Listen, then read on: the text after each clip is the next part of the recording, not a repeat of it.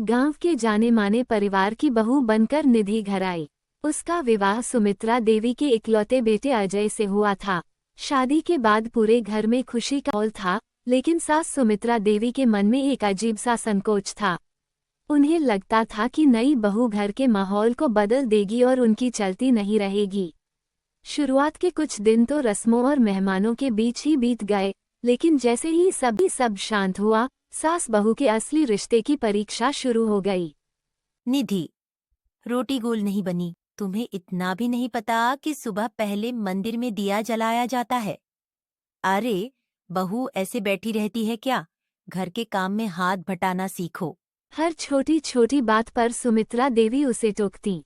निधि चुपचाप सुनती और अपने व्यवहार से उन्हें खुश करने की कोशिश करती। लेकिन सास का दिल अभी भी नहीं पिघला था। निधि ने ठान लिया था कि वह सास को सिर्फ प्यार से ही बदलेगी। वो हर दिन उनकी पसंद का खाना बनाती, उनके सिर की मालिश करती, घर के सारे काम बिना किसी शिकायत के करती। अगर सास कुछ गलत भी कह देती तो वह जवाब नहीं देती।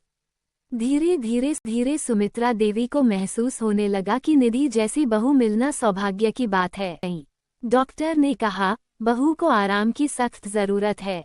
वो बहुत थक चुकी है। ये सुनकर सास की आंखों में आंसू आ गए।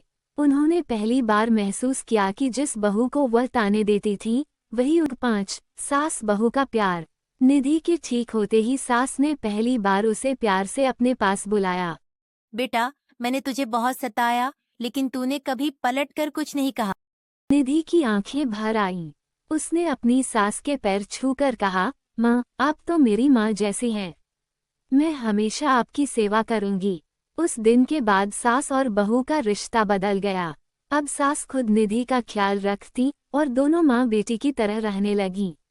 योजक चिन्ह दोस्तों, आप सभी को हमारा नमस्ते। वीडियो कहानी देखकर अच्छी लगी हो तो प्लीज़ सब्सक्राइब करें।